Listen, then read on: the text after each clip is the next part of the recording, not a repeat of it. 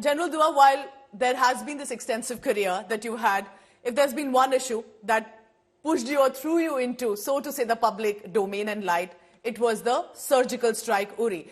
I'm sure that you know that it was under his charge that we had that historic surgical strike of September 2016. But what I want to understand from you today is, many have asked you about what that day was, what happened. I want to ask you what that moment meant to you. I know it was personal, as much it was political as it was military. But we talk about the history of it. Why do you think it had to be done? What did it mean for you now that you look back at it after retirement? So thank you, Pooja, for having me on the interview. It's very nice to talk to you, who is a Kashmiri herself, yes, on the topic of Jammu and Kashmir.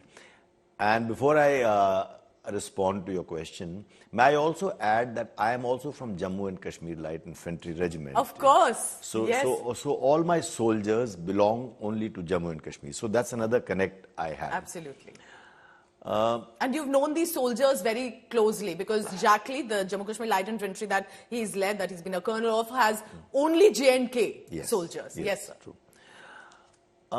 You are right that, you know, when we talk about Uri or the Uri surgical strikes, and everyone sees an operation that had not been done before that. But why it's very personal to me is, as I never tire of saying, is the fact that for me, Uri is the darkest day of my life. Why do you say that? Remember, on 18th of September 2018, when four suicide terrorists came in and attacked our camp at Uri, right bang on the LOC.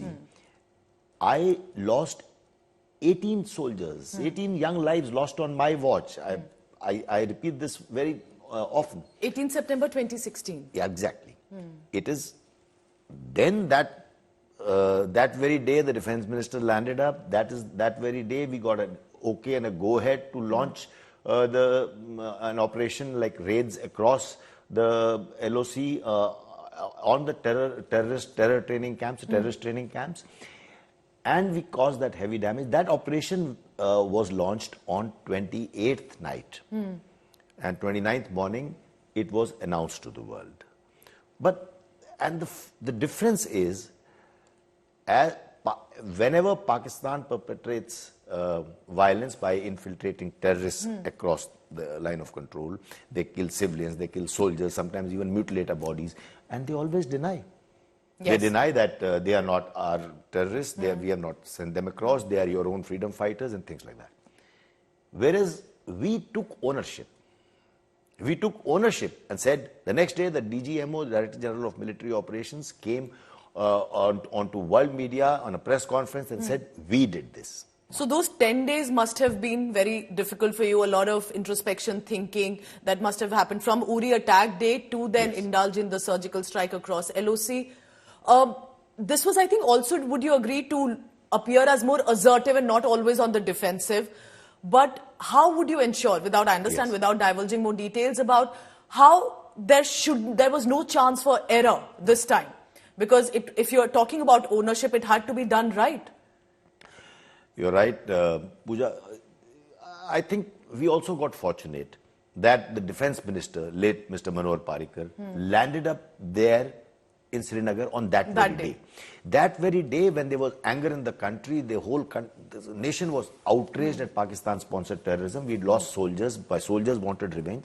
So that very day, when in my office, when Army Chief was also there, Army Commander was there, only 4 of us. When we suggested to him, when I suggested that we will go across and hit them, because we don't have terrorists to send across. We are only adopting defensive measures all the time. And then, I mean, I think it was a very bold decision on his part. I expected him to say that he would discuss with the Prime Minister and get back, because it could spiral into something bigger, a bigger war, bigger conflict. But he gave his go-ahead there itself. And I've written extensively about that in this book. So I think that was something that has never been done before. In those intervening 10 days, our soldiers who went across, that was a great team of special forces, and those who went across, they had of course been always always being ready.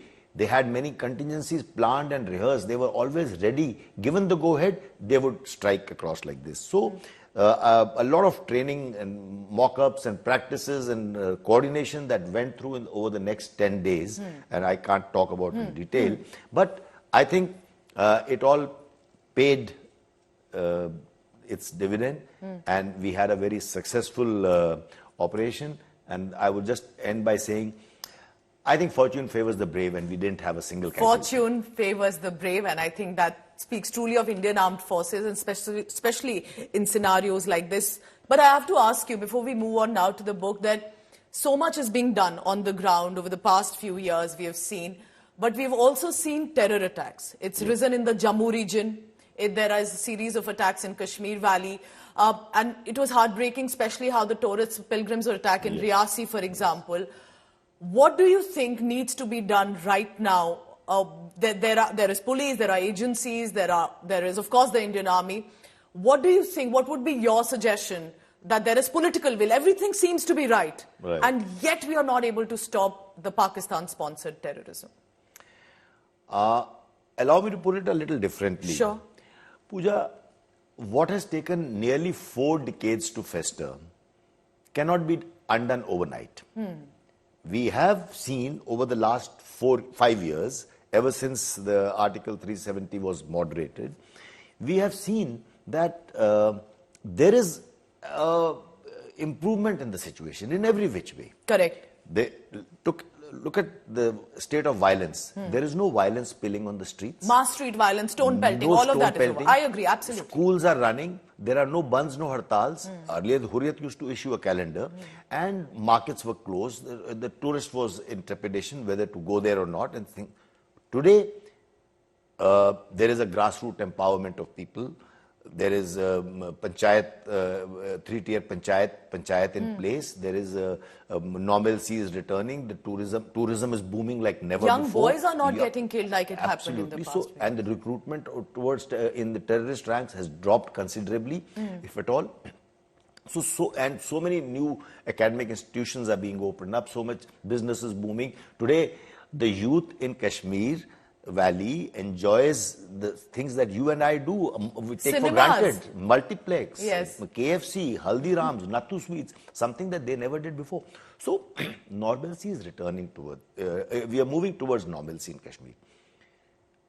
That being said, is that bothering response to your question, Pakistanis more? So that is bothering the other side.